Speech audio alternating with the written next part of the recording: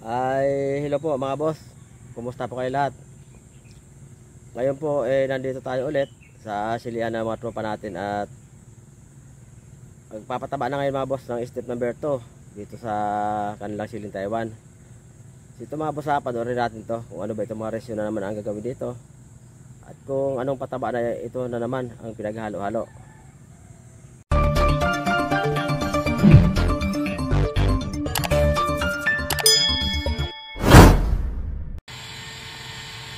Pakita nga mga boss ng nung takal nyo ng pataba. So ayan mga boss, yan kalating lata ng sardinas na urea. Sige, pakilagay na dyan sa balde. Urea mga boss yan, kalating lata ng sardinas. Tutunawin doon yan mga boss sa 16 liters na tubig at haluan ng kanilang binabad na complete.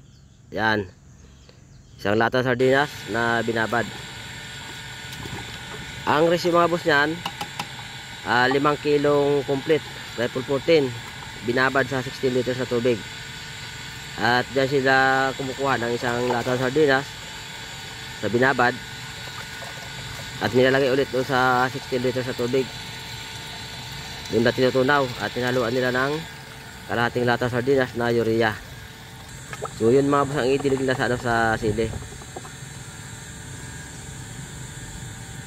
Yan mga boss, yan ang lata ng sardinas na binabad.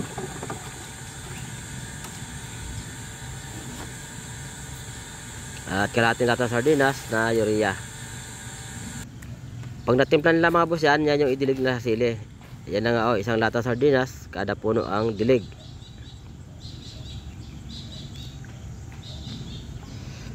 Huwag nyo lang mga boss basahin yung yung puno ng sili. Huwag nyo lang banlian ng pataba kasi maalat yan. Bata pa yung punla, baka madali naman, lalo ngayon medyo mainit yung panahon. Doble init nga mga boss ngayon kasi mainit yung sikat ng araw, tapos pagtama sa plastic mulch ng sikat ng araw, so mag-iinit naman ngayon yung plastic mulch. Kaya kadalasan yung ibang punla nagkakamatay, tamaan talaga ng dumping, hindi maiwasan talaga, naglalanta. Kaya ito may mga bagong huli pa sila ngayon. Ito mga boss yung transplant ito siya ng June 9 at saka 10. Dalawang araw na ito nililipat tanim. So 10 araw na ito yung huling tanim. Yung una naman ay 11 days. So halos sabayan niya rin mga boss yan. So yan doon sa mga boss natin na ginagawang planting guide, ang aming mga video sa step by step na pag-alaga sili, lalo na sa pag-aabono. Mga boss, ito na po yung step number 2 ng pataba ng siling Taiwan nila. Ito yung variety ng Red Hot F1. Siling Taiwan ito mga boss, yung Red Hot na yan. So ganyan lang mga boss ganyan lang kasimple mag-alaga ng sili. Napakagaan lang ng trabaho, hindi siya mabigat. Pero kung medyo malawak yung tanim ng sili, medyo mabigat din. Mabigat sa bulsa kasi siyempre kukuha kayo ng maraming taong upahan para mag drenching ng pataba. So dahil ito ay kaunti lang naman, so 3 lang sila dito ang nagdidilig ng pataba. Sandali lang nila ito matapos. Maaga pa nila ito matapos mga bossing. Kasi lang naman ito, bale 30 seedling tray lang ito, na ang ginamit na seedling tray yung 128 hole. So abot ito siya ng 4K na puno. Buhay na mga boss, ayun buhay na Yung unang pataba kasi parang hindi masyado mga boss kumain. Grabe stress ng punla kasi grabe init. Kaya kung mapansin nyo, parang hindi siya masyadong bumerde.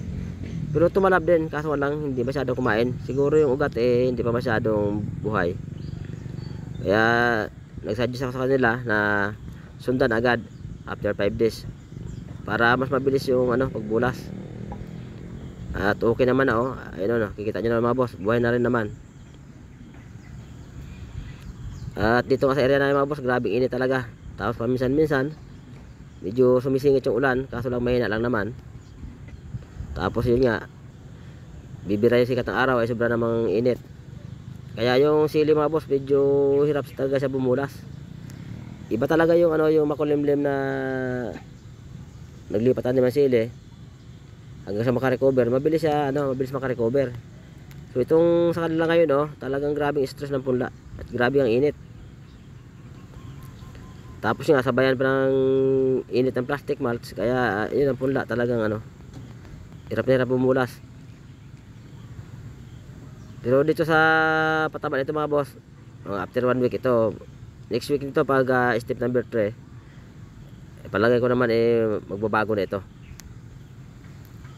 So abang-abang lang mga bossing doon sa mga baguhan na lagi sa atin naghahanap ng video daw ng siling Taiwan, kung paano daw ba yung pag-alaga niya at pag-aabono. So mga boss, ito na nga yun. Simple lang mga boss, madali lang alagaan naman ito, hindi naman siya mahirap alagaan, hindi naman siya masyado mabigat ang trabaho.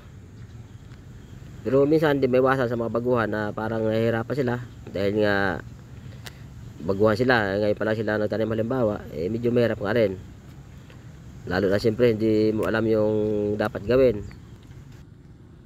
So ito na mga boss, ang step number 2 ng pataba nila dito sa kanilang siling Taiwan. Kaya tayo ngayon nandito ulit mga boss para makapag-shoot tayo ng video, para masundan natin mga boss yung step by step. So doon sa mga boss natin na baguhan na nakasubaybay sa aking mga video na upload mga boss, ito na yung step number 2 ng ano, pataba nila dito sa kanilang siling Taiwan ng variety. Ito yung Red Hot F1. So transplant ito mga boss ng ano ng June 9 hanggang June 10. So ngayon June 20. So ibig sabihin 10 days ito ngayon mga boss. Ang ginamit lang ngayon pataba mga boss, ito yung nilusaw na complete triple 14. So nagbabad sila ng 5 kilos na complete triple 14 sa 16 liters na tubig. At katulad yan yung napapanood sa buwan ng ating video, isang takal ng binabad na pataba, isang takal, isang latang sardinas, at tinitimplan nila sa isang 16 liters na tubig ulit, at yun ang idilig sa puno ng sili, isang latang sardinas kada puno. So yan mga bossing, step number 2. So subaybayan nyo lang mga boss yung ano pa, yung step number 3 nito, at i-upload ko ulit para doon sa mga boss natin na naghahanap ng step by step na pag-aabono ng siling Taiwan.